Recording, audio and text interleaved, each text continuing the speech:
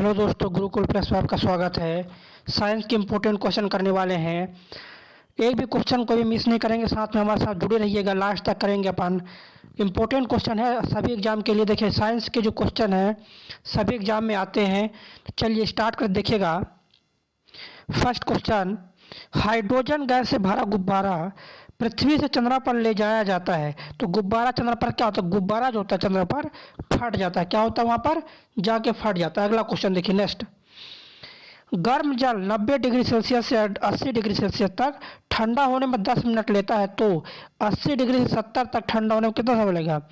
तो 10 मिनट से अधिक लेगा। मतलब ये नियम होता है कि ठंडा होने की जो दर है, जितना कम तापमान रहेगा उतना ज़्यादा, क्या, जितना कम तापमान रहेगा उतना मतलब लेट ठंडा होता है। कहने का मतलब ये देखिए, 90 से 80 10 मिनट में हो जाता है, लेकिन 80 से 70 होने में 10 मिनट से अधिक लगेगा, मतलब 15 के करीब। लेकिन 70 से 60 होने में 20 मिनट से भी अधिक लगेगा। मतलब जो चीज़ जितना ज़्यादा गर्म होगा उतना जल्दी वो ठंडी होती है, और जो चीज़ जितना जल्दी मतलब ज़्यादा ठंडी होती है उतने लेट और ठंडी होती है। नेक्स्ट क्वेश्चन देखिए। दो वेक्टर जिनका मान अलग होता है लेकिन परिणामी शून्य नहीं हो सकता, क्या? अगर वेक्टर का मान अलग अलग है तो परिणामी कभी भी शून्य नहीं हो सकता। ये next question very important question है दोस्तों। अगला क्वेश्चन है, पत्थरों से भरी कोई नाव नदी में तैर रही है। यदि सारे पत्थर नदी में गिर जाते हैं तो पानी का तल क्या रहेगा? देखिए, पानी के तल में कोई चेंज नहीं होने वाला। क्या? पानी के तल में कोई भी चेंज नहीं होने वाला है, वही रहेगा। अगला क्वेश्चन देखिएगा नेक्स्ट। परमाणु बम में निम्न सिद्धांत पर कार्य करता है। तो ये देखिए, परमाणु जो बम है नाभ की विखंडन पर कार्य करता है। क्या करता है? नाभ की विखंडन पर। अगर हाइड्रोजन बम की बात किया जाए तो हाइड्रोजन बम कार्य करता है दोस्तों नाभिकीय संलयन पर। किस पर कार्य करता है? नाभिकीय संलयन पर कार्य करता है। कौन? Hydrogen bomb. देखिए, सूर्य में जो ऊर्जा प्राप्त होती है दोस्तों, वो किसके कारण होती है दोस्तों? तो नाभिकीय संलयन के कारण जो है सूर्य में ऊर्जा प्राप्त होती है। अगला, प्रकाश विद्युत सेल क्या है? तो प्रकाश को विद्युत बदलना, क्या? प्रकाश को विद्युत में बदलना प्रकाश विद्युत सेल कहलाता है। ये अगला क्वेश्चन। घरों में पंखे बल्ब आदि किस क्रम में जुड़े होते हैं? तो ये समानांतर क्रम में। किसमें होते दोस्तों? जो पंखा और बल्ब होते हैं समानांतर क्रम में। समानांतर क्रम में होता ये होता है कि सभी के जो स्विच है अलग अलग होते हैं। क्या? सभी के स्विच अलग अलग होते हैं, है ना। समानांतर क्रम में ये होता है। मतलब ये नहीं होता कि हम एक को बंद करें तो पंखा ट्यूबलाइट हर एक चीज बंद हो जाए। समानांतर क्रम। अगला देखिए, पराश्रव तरंग मनुष्य द्वारा नहीं सुना सकता। क्या? देखिए, पराश्रव जो तरंग है ना, मनुष्य के द्वारा नहीं सुना जा सकता। देखिए, हम तरंगों के बारे में थोड़ी बता दें। देखिए, अगर बात करें अवश्रव तरंगे तो 20 हर्ट्ज से कम की आवृत्ति, क्या? 20 हर्ट्ज से कम की आवृत्ति को बोलते हैं अवश्रव। और श्रव्य किसको बोलते हैं? 20 हर्ट्ज से लेकर 20 के हर्ट्ज को बोलते हैं श्रव्य ध्वनि। और पराश्रव ध्वनि किसको बोलते हैं? 20 के हर्ट्ज से ऊपर की ध्वनि। किसकी? 20 के हर्ट्ज से ऊपर की ध्वनि को बोलते हैं पराश्रव ध्वनि। तो क्वेश्चन नंबर 8 था, पराश्रव तरंगे मनुष्य द्वारा भाई नहीं सुन सकते हैं। अगला नेक्स्ट देखिए, भू स्थिर उपग्रह का आवर्तकाल तो 24 घंटा होता है। कितना होता है? 24 घंटा में जो उपग्रह होते हैं वो एक चक्कर लगा लेते हैं पृथ्वी का। नेक्स्ट, पराश्रव तरंगों की आवृत्ति कितनी होती है? अभी बता चुके हैं, 20,000 हर्ट्ज से भी अधिक। क्या? 20,000 हर्ट्ज से अधिक होती है पराश्रव तरंगों की आवृत्ति। चलिए नेक्स्ट क्वेश्चन देखिए, आवृत्ति किसकी इकाई बताइए? आवृत्ति की इकाई। ये क्वेश्चन देखिए, इकाई से क्वेश्चन पूछता है तो हम बता दें। जैसे आवृत्ति की इकाई हो गया हर्ट्ज हो गया, कार्य का हो गया जूल, कार्य ऊर्जा का जूल हो गया, बल का हो गया न्यूटन और डाइन दोनों होता है। क्या होता है? बल का न्यूटन और डाइन दोनों होता है।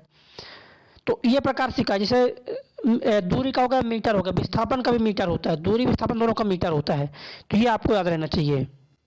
चलिए देखिए, तो ये हो गया। नेक्स्ट क्वेश्चन, 1 किलो चीनी का भार, 1 किलो चीनी का भार समुद्र तल पर सर्वाधिक होगा। क्या?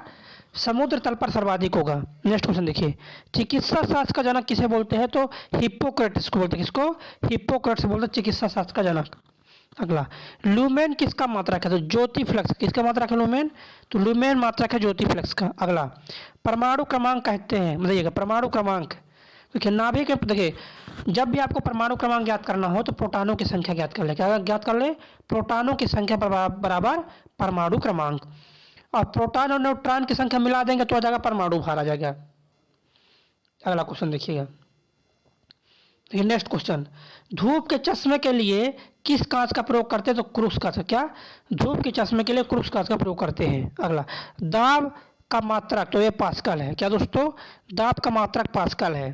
शक्ति अगर पूछ दिया जाए आपसे तो शक्ति का है वाट। क्या है? शक्ति का आपका वाट है। न्यूटन किसका है? तो न्यूटन आपका किसका दोस्तों? बल का। देखिए तरंग दैर्ध्य का यूनिट क्या हो जाएगा? देखिए तरंग दैर्ध्य एंगस्ट्रॉम में मापते हैं, लेकिन इसका भी है एसआई मात्रक मीटर, क्योंकि जितने भी दूरी मापने वाली इकाई है दोस्तों, सभी का जो मात्रक हो जाएगा वो मीटर हो जाएगा। चलिए अगला क्वेश्चन देखिएगा। देखिए नेक्स्ट क्वेश्चन दोस्तों, न्यूटन की गति के नियमों के अनुसार कौन सा जो कथन सत्य है? देखिए तो द्वितीय नियम से बल की परिभाषा, तो ये सही है। क्या है? द्वितीय नियम से बल की परिभाषा मिलती है, सही है। देखिए बल बराबर होता क्या है? एफ बराबर होता है एम ए। क्या होता है? एफ बराबर होता है एम ए। बल बराबर होता है द्रव्यमान गुणित त्वरण। क्या होता है दोस्तों? बल बराबर द्रव्यमान गुणित त्वरण। नेक्स्ट क्वेश्चन, किसी पिंड के उस गुणधर्म को क्या कहते हैं जिससे वह सीधी रेखा में विराम या एक समान गति की स्थिति में किसी भी परिवर्तन का विरोध करती? क्या करती है? परिवर्तन का विरोध करती है। जड़त्व बोलते हैं उसको क्या बोलते हैं उसको? तो उसको बोलते हैं जड़त्व। अगला क्वेश्चन देखिएगा, लेजर निम्न सिद्धांत पर कार्य करती है। किस सिद्धांत पर कार्य करती है लेजर? तो ये करती है दोस्तों विकिरण का उद्दीप्त उत्सर्जन। किस प्रकार करती है? विकिरण का उद्दीप्त उत्सर्जन पर कार्य करती है लेजर।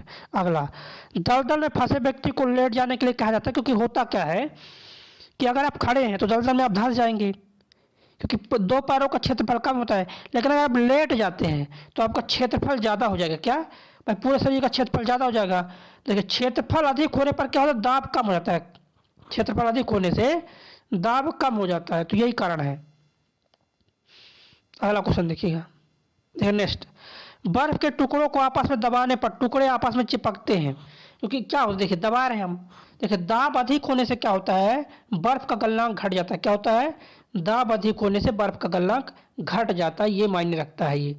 अगर आप बर्फ को दबाओगे ना तो बर्फ पिघल भी जाती है कभी कभी।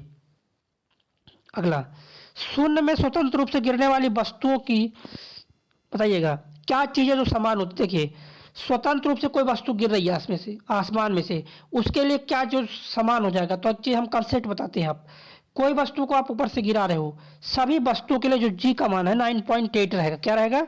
सही वस्तु के लिए जी का मान 9.8 रहेगा।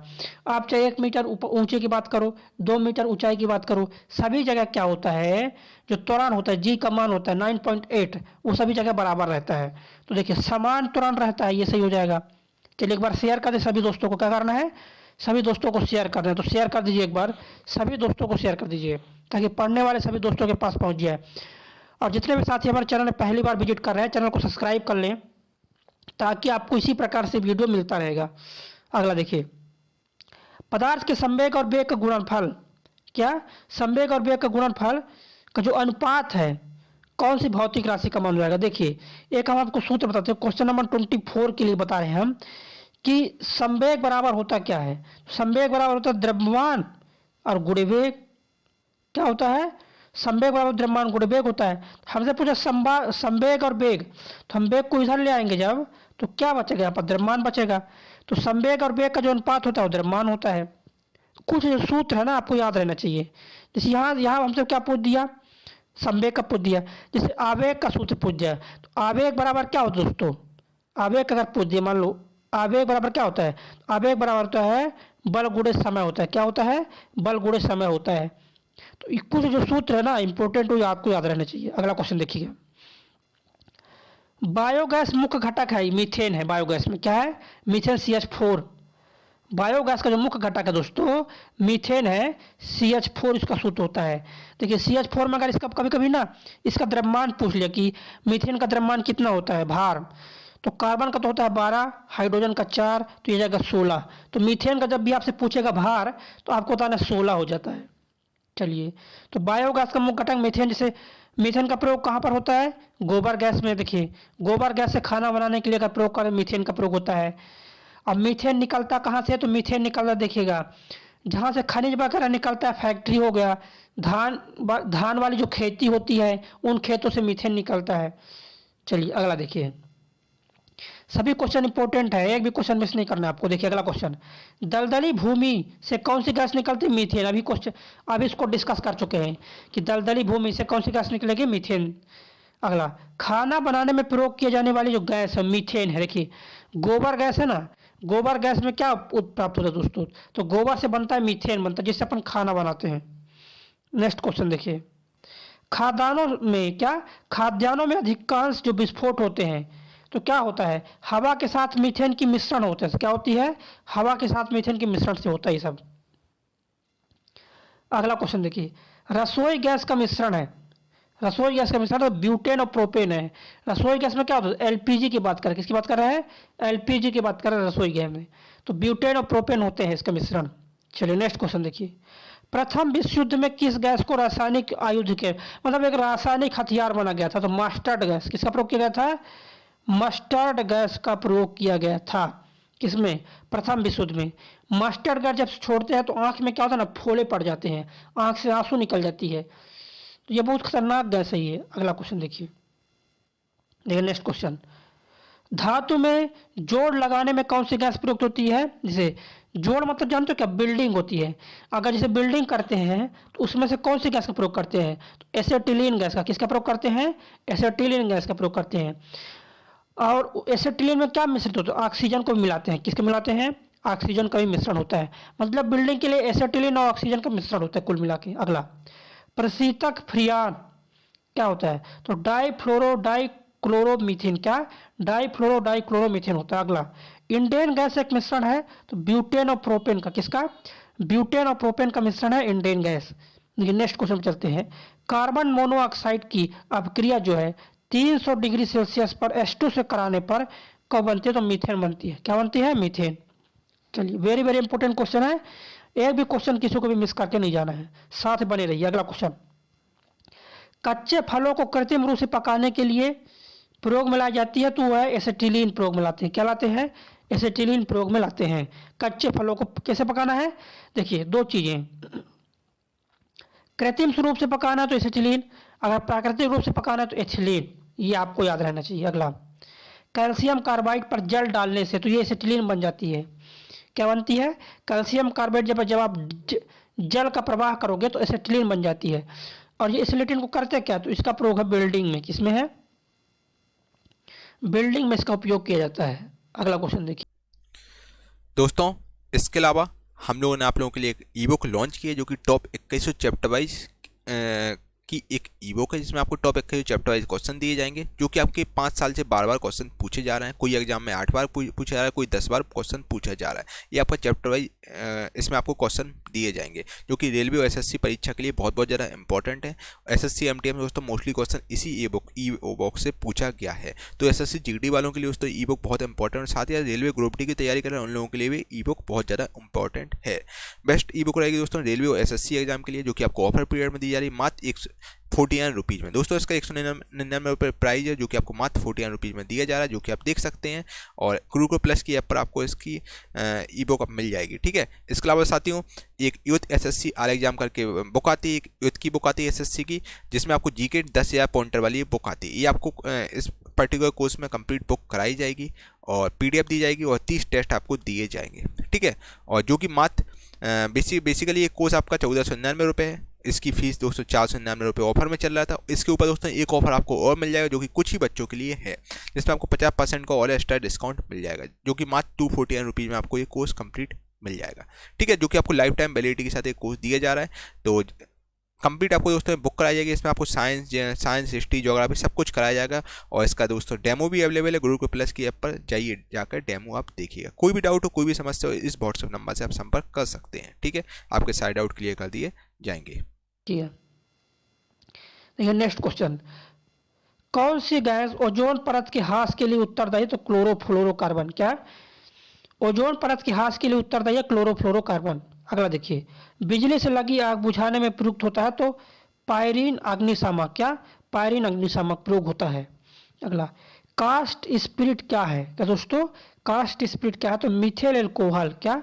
मिथेल एल्कोहल जो होता है कास्ट स्पिरिट बोलते हैं। देखिए कास्ट स्पिरिट का मतलब होता है ना, इसको बोलते हैं लकड़ी वाला स्पिरिट, देखिए एल्कोहल के जो प्रकार, जैसे पीने वाला जो एल्कोहल उसको बोलते हैं एथिल एल्कोहल, और जो मेथिल एल्कोहल होता है, अगर इसको कोई व्यक्ति पी दिया भाई उसका किडनी खराब हो जाएगा। क्या हो जाएगा? उसका किडनी खराब हो जाएगा। इसीलिए मेथिल एल्कोहल को पीने योग्य एल्कोहल नहीं है मिथिल एल्कोहल। अगला देखिए, शराब में उपस्थित रहता है तो एथिल एल्कोहल। देखिए जो शराब अपन पीते हैं ना, उसमें कौन एल्कोहल है? तो एथिल एल्कोहल को पीते हैं शराब के रूप में। नेक्स्ट, अधिक मात्रा में एथाइल एल्कोहल का सेवन करने पर बुरा प्रभाव पड़ेगा तो लीवर पर। क्या सर? जो लीवर होता है ना, यकृत, ये पूरी तरह से नष्ट हो जाएगा आपका। अगला देखिए, वेरी वेरी इंपॉर्टेंट क्वेश्चन है सभी। देखिए नेक्स्ट क्वेश्चन, उन शराब त्रासदियों में से जिनके परिणाम स्रोत अंधता आदि होती हानिकारक होती है तो मिथाइल एल्कोहल है। अगला, टिंचर आयोडीन है। देखिए टिंचर आयोडीन है, तो देखिए ये है आयोडीन का एल्कोहलिक विलयन है। क्या है? एल्कोहलिक। नेक्स्ट, विकृतीकरण एल्कोहल पीने के लिए ठीक नहीं। देखिए ठीक नहीं, क्योंकि इसमें क्या होता है? विषैला पदार्थ होता है, इसलिए बोलते हैं विकृतीकरण। जैसे आप मेथिल एल्कोहल को पीने योग्य नहीं बोलोगे, क्यों? उसमें अगर पियोगे तो आपका लीवर जो खराब हो जाएगा पूरी तरह से। पीने योग्य एल्कोहल किसको बोलते हैं? तो पीने योग्य एल्कोहल जो होता है एथिल एल्कोहल को बोलते हैं। अगला क्वेश्चन देखिए, एल्कोहलिक खमीर जो होता है इसका आखिरी उत्पादन क्या होता है? Ethyl alcohol. क्या होता है? Ethyl alcohol. जो खमीर होता है ना, उससे बनता है क्या? इथाइल एल्कोहल बनता है। किससे?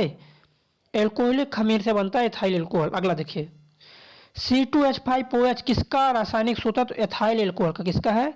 C2H5OH किसका रासायनिक सूत्र है? तो एथाइल एल्कोहल का सूत्र हो जाएगा ये। अगला, मिथेनॉल किस नाम से जानते हैं? तो इसको जानते हैं दोस्तों, किसके जानते हैं? यूड एल्कोहल के। किसके? यूड। मिथाइल एल्कोहल को जो है ना, यूड नहीं है, वुड एल्कोहल है। मिथाइल एल्कोहल को बोलते हैं बिड वुड एल्कोहल, या इसको बोलते हैं स्प्रिट बोलते हैं। मिथाइल एल्कोहल पीने योग्य नहीं है, कई बार इसको पी देते हैं तो लीवर उवर खराब हो जाता है और व्यक्ति की मृत्यु तक हो जाती है इसमें। चलिए अगला क्वेश्चन देखिए, ये नेक्स्ट, शराब का निर्माण किस प्रक्रिया से होता है? किण्वन के द्वारा होता है। किसका होता है? किण्वन के द्वारा होता है शराब का निर्माण। देखिए करते क्या है इसमें, ऑक्सीजन अनऑक्सीजन को, मतलब ऑक्सीजन को बिना उपस्थिति में इसको क्या कई दिनों तक रख देते हैं, है ना, ऐसा प्रक्रिया होता है किण्वन का। नेक्स्ट क्वेश्चन देखिए, शीत प्रधान देशों में, किसमें? शीत प्रधान देशों में ऑटोमोबाइल्स के रेडिएटर्स में एंटी फ्रीज मिश्रण का इस्तेमाल किया जाता है। इस मिश्रण में क्या होता है? तो पानी और एथिलीन होता है। क्या होता है? पानी और एथिलीन ग्लाइकोन होता है। चलिए अगला क्वेश्चन चलते हैं। नेक्स्ट क्या है? एल्डोन संघनन किसके बीच नहीं हो सकता है? तो एक एल्डिहाइड और एक एस्टर के बीच। किसके बीच? एल्डिहाइड और एस्टर के बीच एक कार्बन नहीं हो सकता। चलिए वेरी वेरी इंपॉर्टेंट क्वेश्चन है सभी। देखिए अगला, देखिए कास्ट से प्राप्त पायरोलिन्स, क्या बताइएगा? कास्ट से प्राप्त जो होता है पायरोलिग्निन्स अम्ल जो होता है उसमें 10% होता है एसिटिक अम्ल होता है। क्या होता है? 10% होता है एसिटिक अम्ल। देखिए एसिटिक अम्ल किसमें पाया जाता है आप बताइएगा? देखिए एसिटिक अम्ल की अगर बात किया तो यह पाया जाता है सिरका में। नींबू में कौन सा अम्ल होता है? तो नींबू में होता है साइट्रिक अम्ल। अंगूर और इमली में, किसमें? अंगूर और इमली में क्या पाया जाता है? तो टाइटेरिक अम्ल। क्या? टाइट्रिक अम्ल होता है अंगूर और नींबू में। अगर बात करोगे सेब की, तो सेब में कौन सा होता है दोस्तों? तो सेब में होता है मौलिक अम्ल। क्या होता है सेब में? तो सेब में होता है दोस्तों आपका मौलिक अम्ल। चलिए तो इतना आपको जानकारी होना चाहिए। नेक्स्ट क्वेश्चन चलते हैं। देखिए अगला क्वेश्चन क्या है। देखिए नेक्स्ट क्वेश्चन दोस्तों आपका इंपॉर्टेंट क्वेश्चन है, ध्यान से इसका आंसर करना सभी को। क्वेश्चन है दोस्तों आपका, हाँ पढ़िए और आंसर कीजिए। क्वेश्चन है, बायोडीजल के उत्पादन में कौन सी प्रक्रिया अपनाती है? तो ट्रांस एस्टिफिकेशन। क्या? ट्रांस एस्टिफिकेशन का प्रयोग करते हैं बायोडीजल में। अगला क्वेश्चन, जब चींटियां काटती है तो अंत मतलब कौन सा अम्ल स्रावित होता है? तो फार्मिक अम्ल होता है। किसमें? चींटियों के डंक में। किसमें दोस्तों? चींटियों के डंक में फार्मिक अम्ल होता है। क्या होता है? फार्मिक अम्ल होता है चींटियों के डंक में। देखिए फार्मिक अम्ल को ही बोलते हैं मेथोनोइक अम्ल बोलते हैं। क्या बोलते हैं? मेथोनोइक अम्ल। अगला देखिए, मधुमक्खी के देश में एक अम्ल छूटता है। मतलब कहने का मतलब ये है, मधुमक्खी के जो शरीर है, देह है, उससे एक अम्ल छूटता है, उसको क्या बोलते हैं? चलिए बताइए आंसर। चलिए सभी को आंसर बताना है। तो वह दोस्तों मेथोनोइक अम्ल। कौन सा अम्ल छूटता है? मेथोनोइक अम्ल छूटता है। अगला क्वेश्चन, सिरके में कौन सा अम्ल उपस्थित होता है? तो हाइड्रोक्लोरिक अम्ल। क्या होता है? HCl। क्या दोस्तों, सिरके में कौन सा अम्ल उपस्थित होता है? हाइड्रोक्लोरिक अम्ल उपस्थित होता है, HCl बोलते हैं। क्या बोलते हैं इसको? HCl बोला जाता है। अगला क्वेश्चन देखिएगा, वेरी वेरी इंपॉर्टेंट क्वेश्चन देखिए। सीरा अति उत्तम कच्चा माल है एसिटिक अम्ल के लिए। किसके लिए? एसिटिक अम्ल के लिए जो होता है सीरा। देखिए सीरा जो होता है ना, सिरका होता है, शक्कर का जो घोल होता है, उसमें एसिटिक अम्ल पाया जाता है। टमाटर की अगर बात करें तो उसमें क्या पाते हैं? ऑक्जेलिक अम्ल। किसमें पाते हैं? टमाटर में ऑक्जेलिक अम्ल पाते हैं। देखिए कपड़े में अगर दाग धब्बा लग गया तो कपड़े में जो दाग धब्बा है उसको दूर करने के लिए कौन सा अम्ल प्रयोग करते हैं? तो ऑक्जेलिक अम्ल का प्रयोग करते हैं कपड़े में दाग और धब्बा को दूर करने के लिए। अगले क्वेश्चन में देखिएगा, सिरके का जो मुख्य घटक है क्या दोस्तों? सिरके का जो प्रमुख घटक है एसिटिक अम्ल है। क्या दोस्तों? सिरके का जो प्रमुख घटक है वो है एसिटिक अम्ल है। क्या है? एसिटिक अम्ल। अगला देखिएगा, सिरका होता है जल में एसिटिक अम्ल का 5% विलयन। क्या? सिरका क्या होता है? जल में सिरका में देखिए शक्कर का घोल ही सिरका होता है, उसमें क्या पाते हैं? एसिटिक अम्ल पाते हैं, है ना। तो देखिए कुछ जो अगर सेव में पूछा जाए, अभी पिछले पेपर में पूछा था सेव में कौन सा अम्ल, तो बताओगे मौलिक अम्ल पाया जाता है सेव में। नींबू और उसमें इमली में, देखिए नींबू में तो होता है साइट्रिक अम्ल, नींबू और अंगूर इनमें होता है टाइट्रेरिक अम्ल। चलिए अगला क्वेश्चन देखते हैं। हाँ सभी क्वेश्चन इंपॉर्टेंट है, एक भी क्वेश्चन मिस नहीं करना है सभी को। अगला देखिए, दूध को काफी समय तक अगर बिना ढके रखोगे तो खट्टा हो जाता है, इसका कारण क्या? तो इसका है लैक्टिक अम्ल। कहने का मतलब दूध में कौन सा अम्ल पाया जाता है? तो दूध में पाया जाता है लैक्टिक अम्ल। अगला, मांसपेशियों में किस द्रव के एकत्रित होने से थकावट आती है? तो लैक्टिक अम्ल। देखिए जब अपन ज़्यादा तो बहुत एक्सरसाइज कर लेते हैं तो शरीर में लैक्टिक अम्ल जमा हो जाता है जिससे थकावट होती है। क्या होती है? थकान लगती है। और देखिएगा अगर आप ज़्यादा दूध का सेवन कर लिए, मतलब एक पाव अगर दूध पी गए, आधा लीटर दूध पी गए, तभी थकान महसूस होगा। क्यों ऐसा होता है? क्योंकि दूध में पाया जाता है लैक्टिक अम्ल, और लैक्टिक अम्ल का अगर जमा होगा तो आपको थकान लगेगी। चलिए अगला देखिए, नेक्स्ट क्वेश्चन, नींबू खट्टा किस कारण होता है? साइट्रिक अम्ल। अभी बता चुके हैं कि नींबू इसलिए खट्टा होता है कि उसमें साइट्रिक अम्ल पाया जाता है। अगर अम्ल क्षार की बात करो, देखिएगा अगर 0 से 1 और 0 के बीच में है, मतलब 0 समझिए 0 से 6 तक, इसको बोलेंगे अम्ल। क्या? 0 से 6 तक बोलेंगे अम्ल। 7 होगा तो उदासीन, 7 से 14 क्षारीय है। यह भी आपको जानकारी होना चाहिए। अगला देखिए, मानव गुर्दे में बनने वाली जो पथरी है उसमें क्या होता है? तो कैल्शियम ऑक्जिलेट होता है। क्या होता है? Calcium oxalate. मतलब ज़्यादा टमाटर वगैरह खाने से ना वो होता है। देखिए टमाटर में कौन सा अम्ल पाया जाता है? तो ऑक्जेलिक अम्ल पाया जाता है। इसीलिए जिनको पथरी रहती है डॉक्टर बोलते हैं कि ज़्यादा आप टमाटर ना खाइएगा, है ना। अगला देखिए, डॉक्टरों की राय में गुर्दे और गाल ब्लैडर की पथरी से पीड़ित व्यक्ति को, बताइएगा, पीड़ित व्यक्ति को अधिक मात्रा में टमाटर, अंडा, दूध, गोभी आदि नहीं लेना चाहिए। देखिए बताया ना कि जिनको भी पथरी होती है डॉक्टर बोलते हैं कि आप टमाटर ज़्यादा ना खाओ, अंडा, दूध, गोभी ये ना खाओ, क्योंकि होता क्या है कैल्शियम ऑक्जिलेट पाया जाता है इन सब में, टमाटर, दूध में, इन सब में जितना बताया गया, गोभी हो गया, इनमें पाया जाता है कैल्शियम ऑक्जिलेट। अगला देखिएगा, देखिए नेक्स्ट क्वेश्चन क्या है, फोटोग्राफी में कौन सा अम्ल प्रयोग किया जाता है? क्या दोस्तों? फोटोग्राफी में कौन सा अम्ल प्रयोग करते हैं? तो ऑक्जेलिक अम्ल। कौन सा अम्ल प्रयोग करते हैं दोस्तों? तो ऑक्जेलिक अम्ल का प्रयोग करते हैं किसमें? फोटोग्राफी में प्रयोग करते हैं। अगला क्वेश्चन देखिएगा, देखिए नेक्स्ट क्वेश्चन क्या है, पौधे की कोशिकाओं में ऑक्जेलिक अम्ल किस रूप में प्राप्त होता है? बताइएगा, पौधे की कोशिकाओं में जो ऑक्जेलिक अम्ल है वो कैल्शियम ऑक्जेलिक, कैसे प्रयोग किसमें होता है दोस्तों? कैल्शियम ऑक्जेलिक में होता है। और ऑक्जेलिक अम्ल की बात करें, कपड़े में धब्बे लग जाते हैं, कपड़ा में अगर कपड़ा जो है कपड़े में धब्बे लग गए हैं तो ऑक्जेलिक अम्ल से तुरंत धुल जाते हैं। अगला देखिए, आयोडोफार्म का प्रयोग ये होता है पूर्तिरोधी में, किसमें? पूर्तिरोधी में होता है। नेक्स्ट, यूरिया उर्वरक में नाइट्रोजन किस रूप में प्राप्त होता है? तो एमाइड के रूप में। किस प्राप्त होता है? एमाइड के रूप में प्राप्त होता है। नेक्स्ट क्वेश्चन में चलेंगे, यूरिया में नाइट्रोजन का प्रतिशत कितना होता है? 46% होता है। देखिए यूरिया जो होता है ना, यूरिया जो होता है खाद होता है। यूरिया क्या है? तो यूरिया एक खाद है, इसमें जो होता है नाइट्रोजन का परसेंट होता है 46 होता है।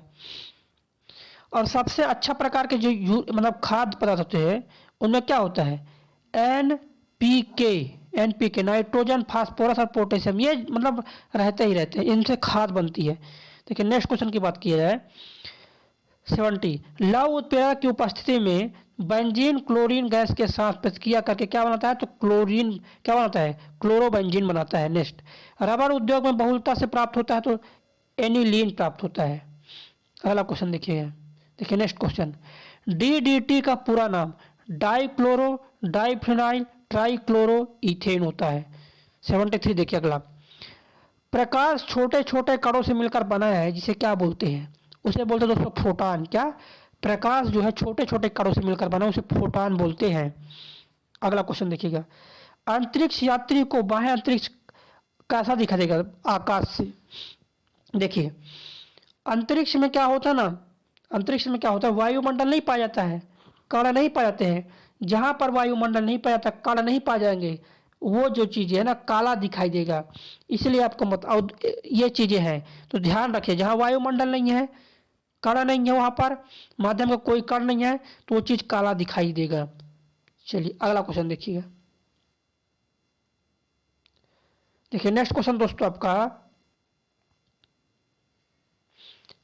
अस्त होते समय सूर्य लाल रंग का दिखाई देता है, ये प्रकीर्णन का कारण किसका होता है, अस्त होते समय और सूर्योदय दोनों चीज़ें, उस समय सूर्य क्या होता है, ये दिखाई देता है दोस्तों आपका लाल, यह है प्रकीर्णन कारण। क्या होता है, प्रकीर्णन। मतलब होता क्या है, लाल का जो तरंगदैर्ध्य है, लाल का तरंगदैर्ध्य होता है बहुत ज़्यादा, इसलिए हम दूर से लाल को ही देख पाते हैं। चलिए अगले क्वेश्चन पर चलते हैं। देखिए नेक्स्ट क्वेश्चन, हल्दी के पौधे का खाने योग्य हिस्सा कौन सा है, तो प्रकंद है। क्या दोस्तों, हल्दी के खाने योग्य जो हिस्सा है वो आपका प्रकंद है। कौन सा है, प्रकंद है। नेक्स्ट, निम्नलिखित में से कौन सा रूपांतरित तना है। देखिए आलू, आलू तना में आता है, आलू हल्दी सलजम ये है सब तना, गाजर मूली ये है जड़ आपका। अगला, भोजपत्र उत्पन्न होता है तो बेटुला की छाल से, किससे होता है, बेटुला की छाल से उत्पन्न होता है भोजपत्र। नेक्स्ट क्वेश्चन देखिए, क्षोभ मंडल शब्द किस वैज्ञानिक ने सबसे पहले प्रयोग किए थे। किसने के दोस्तों, तीसरा द बोर ने किया था क्षोभ मंडल। देखिए सबसे निचली जो परत होते हैं इसको बोलते हैं क्षोभ मंडल। क्या, वायुमंडल के सबसे निचली परत होती है जिसको बोलते हैं क्षोभ मंडल, जिसमें दिनचर्या दिन प्रतिदिन की जो प्रतिक्रिया होती है ये होता है क्षोभ मंडल में ही। चलिए अगला क्वेश्चन देखिएगा, पृथ्वी से वापस होने वाले सौर विकिरण को क्या बोलते हैं, तो पार्थिव विकिरण बोलते हैं। क्या, पार्थिव विकिरण बोलते हैं। चलिए अगला क्वेश्चन देखिएगा। देखिए नेक्स्ट क्वेश्चन आपका, किस प्रकार की जलवायु में पॉड जोल का निर्माण होता है। क्या दोस्तों, किस प्रकार की जलवायु में पॉड जोल का निर्माण होता है, तो ये होता है भूमध्य सागरीय जलवायु में। 81 का हो जाएगा। चलिए अगला क्वेश्चन देखिएगा। देखिए नेक्स्ट क्वेश्चन दोस्तों आपका, रेडियो एक्टिव पदार्थ में से निकलने वाली किरण, तो ये निकलती है अल्फा किरणें, बीटा किरणें और गामा। देखिए तीनों किरणें निकलती है। क्या दोस्तों, अल्फा बीटा गामा तीनों किरणें निकलती है। और तीनों किरणों की खोज की अगर पूछ दिया कि अल्फा किरण की खोज किसने किया, तब बताओगे आप रदरफोर्ड, बीटा किरण की खोज रदरफोर्ड, गामा किरण रदरफोर्ड। तीनों किरणों की जो खोज करता है वो आपके रदरफोर्ड साहब हैं। कौन है, रदरफोर्ड साहब। अगला देखिए, जेम्स चैडविक ने निम्नलिखित में किसकी खोज की, न्यूट्रॉन की। जेम्स चैडविक ने किसकी खोज की दोस्तों, न्यूट्रॉन की। न्यूट्रॉन कहाँ पाया जाता है, तो न्यूट्रॉन पाया जाता है आपके न्यूक्लियस में, नाभिक में पाया जाता है। किस पाया जाता है, नाभिक में पाया जाता है न्यूट्रॉन। ये चीज़ आप समझिएगा। कभी कभी क्या होता है, देखिए केंद्र में न्यूट्रॉन और प्रोटॉन बराबर रहती है। अगर न्यूट्रॉनों की संख्या बहुत ज़्यादा हो जाती है दोस्तों, 1.5 या 2 गुना से ज़्यादा अधिक हो जाती है, तो ज़्यादा होने के कारण होता है नाभिक में संतुलन नहीं बन पाता है। इसी कारण से क्या होता है, नाभिक का विखंडन होने लग जाता है। और कभी भी आपको परमाणु क्रमांक ज्ञात करना है तो प्रोटॉन संख्या देख लो, परमाणु द्रव्यमान ज्ञात करना है तो न्यूट्रॉन और प्रोटॉन टोटल कर लो। अगला देखिए, माचिस की तीली के एक सिरे पर लगा जो मसाला होता है तो किसका मिश्रण होता है, तो होता है लाल फास्फोरस और गंधक का। किसका मिश्रण होता है, लाल फास्फोरस और गंधक का मिश्रण होता है। अगला क्वेश्चन देखिएगा, कच्चे फलों को कृत्रिम रूप से पकाने के लिए किस गैस का प्रयोग करते हैं, तो एसिटिलीन गैस का।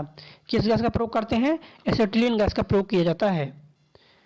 अगला क्वेश्चन देखिएगा, वृक्षों की आयु किस प्रकार निर्धारित की जाती है, तो वार्षिक बलियों की संख्या के आधार पर। किस प्रकार करते हैं दोस्तों, वार्षिक बलय की संख्या के आधार पर करते हैं। नेक्स्ट, नेत्रदान में दाता की आंख का कौन सा भाग उपयोग में लाया जाता है, तो रेटिना उपयोग में लाते हैं। ये समझ। अगला क्वेश्चन, साधारण मानव के गुणसूत्रों की संख्या कितना होती है? जो साधारण मानव होते हैं उसमें गुणसूत्रों की संख्या होती है 46। कितना होता है दोस्तों आपका? 46 होता है। देखिए नेक्स्ट क्वेश्चन, मानव शरीर की किस अंग की हड्डी जो सबसे लंबी होती है? क्या मानव शरीर के किस अंग की जो हड्डी होती है सबसे लंबी होती है? देखिए जांघ उरु की हड्डी, उस हड्डी का नाम है फीमर। क्या उस हड्डी का नाम है क्या दोस्तों? फीमर जो हड्डी होती है सबसे लंबी होती है। ये कुछ बेसिक क्वेश्चन है ये। अगला, गाय और भैंस के थनों में दूध उतारने के लिए ऑक्सीटोसिन हार्मोन क्या होता है? ऑक्सीटोसिन हार्मोन का क्या लगाते हैं? सुई लगाते हैं, जिससे क्या होता है गाय और भैंस में दूध जो है उतरने लग जाता है। देखिए एक बार सब लोग शेयर कर दें, क्या कर दें सभी लोग शेयर कर दें। अगर अच्छा लग रहा है तो दोस्तों लाइक करें। क्या दोस्तों अच्छा लग रहा है तो दोस्तों लाइक करें ताकि हमारा मनोबल बढ़े रहे। चलिए अगले क्वेश्चन पर चलते हैं। देखिए नेक्स्ट क्वेश्चन दोस्तों, परखनली शिशु के संबंध में कौन सा कथन सत्य है? तो शिशु का जो परिवर्धन होता है परखनली के अंदर होता है। कहाँ पर होता है शिशु का परिवर्धन? तो शिशु का परिवर्धन होता है परखनली के अंदर। नेक्स्ट क्वेश्चन, मानव शरीर में पसलियों के कितने जोड़ होते हैं? तो 12 जोड़ी होते हैं पसलियों के जोड़े। क्या दोस्तों? 12 जोड़ी होते हैं पसली। नेक्स्ट क्वेश्चन देखिएगा, किस द्रव्य के एकत्रित होने पर मांसपेशियां थकान का अनुभव करने लगती है? तो लैक्टिक अम्ल। देखिए लैक्टिक एसिड के शरीर में जमा होता है जब ना, तो शरीर में थकान होने लग जाती है। ज़्यादा आप एक्सरसाइज कर लिए, लैक्टिक अम्ल का जमा हो गया तो उससे होता है थकान। चलिए अगला क्वेश्चन देखिएगा। देखिए नेक्स्ट क्वेश्चन है दोस्तों आपका, नेक्स्ट क्वेश्चन है, स्तनधारियों में लाल रुधिर कणिकाओं का निर्माण कहाँ होता है? क्या स्तनधारियों में लाल रुधिर कणिकाओं का निर्माण कहाँ होता है? तो अस्थि मज्जा में होता है। कहाँ पर होता है? अस्थि मज्जा में होता है। वॉशिंग मशीन का कार्य सिद्धांत आधारित है अपकेंद्रण पर। किस पर आधारित है? वॉशिंग मशीन का जो कार्य सिद्धांत होता है अपकेंद्रण पर आधारित होती है। चलिए अगला देखिएगा, न्यून तापमान। क्या दोस्तों? न्यून तापमानों का जो प्रयोग होता है, मतलब कम से कम जो तापमान है उसका प्रयोग कैसे करते हैं? देखिए वो करते हैं अंतरिक्ष यात्रा में, चुंबकीय जो दूरमती होते हैं उनके लिए करते हैं। नेक्स्ट क्वेश्चन देखिए, द्रव बूंद की संकुचित होकर न्यूनतम क्षेत्र, मतलब द्रव जो होता है जो पानी होता है कम क्षेत्र क्यों घेरता है? उसका कारण है पृष्ठ तनाव के कारण। किस कारण? पृष्ठ तनाव के कारण। और जो वर्षा की बूंदें होती है वो गोलाकार क्यों होती है? तो वर्षा की बूंदें गोलाकार होने के कारण होता है पृष्ठ तनाव के कारण। किस कारण होता है? पृष्ठ तनाव के कारण होता है वर्षा की बूंदें गोलाकार होती है। अगला देखिएगा, निम्नलिखित में से कौन सी एक सदिश राशि है संवेग? क्या दोस्तों? संवेग एक सदिश राशि है। क्या दोस्तों? संवेग एक सदिश राशि है। अगला देखिए, जब किसी झील की तली से उठकर वायु का बुलबुला ऊपर सतह तक आएगा तो उसका आकार क्या हो जाएगा? तो उसका आकार हो जाता है, बढ़ जाता है। क्या होता है? जो बुलबुला होता है, पानी का बुलबुला होता है, जब ऊपर आता है तो उसका आकार बढ़ने लग जाता है और फिर धीरे धीरे वो फट भी जाता है। चलिए अगला देखिएगा, अल्फा कण के 2 धनावेश होते हैं, इसका द्रव्यमान किसके बराबर होता है? तो ये होता है -10 के बराबर होता है। तो ये देखिएगा, और कुछ चीज़ें होता है जैसे अल्फा, बीटा और गामा के बारे में, 3 चीज़ों के बारे में आप जान लीजिए। देखिए अल्फा, बीटा और गामा तीनों के खोजकर्ता तो रदरफोर्ड साहब है। तीनों के खोजकर्ता कौन है? रदरफोर्ड साहब है। देखिए अगर हम बात करें दोस्तों इसके वेधन क्षमता की अगर बात करें तो सबसे ज़्यादा वेधन क्षमता होता है गामा का, फिर बीटा, फिर अल्फा का। सबसे ज़्यादा वेधन क्षमता पूछेगा ना तो आपको बताना क्या? गामा किरण का वेधन क्षमता सबसे ज़्यादा होता है। अगर बात करें दोस्तों आवृत्ति की बात करें, प्रकीर्णन की बात करें, तो ये सब चीज़ें ना वेधन क्षमता, आवृत्ति, प्रकीर्णन, अल्फा बीटा गामा में आपको अंतर पता होनी चाहिए। अल्फा बीटा गामा का जो उत्सर्जन होता है कहाँ से होता है? जितने भी रेडियोधर्मी पदार्थ होते हैं, रेडियोधर्मी पदार्थों से अल्फा बीटा गामा का उत्सर्जन होता है। चलिए दोस्तों, चलिए समाप्त करते हैं यहीं पर दोस्तों सेशन को। बहुत जितने भी क्वेश्चन इंपॉर्टेंट थे सभी क्वेश्चन हो गए 100 टॉप 100 क्वेश्चन। सभी दोस्तों को शेयर कीजिएगा, ज़्यादा से ज़्यादा तो दोस्तों को आप शेयर करें ताकि जितने भी पढ़ने वाले दोस्त सभी के पास वीडियो पहुंच जाए। लाइक करें, पहली बार चैनल में है तो चैनल को सब्सक्राइब कर लें। जय हिंद दोस्तों।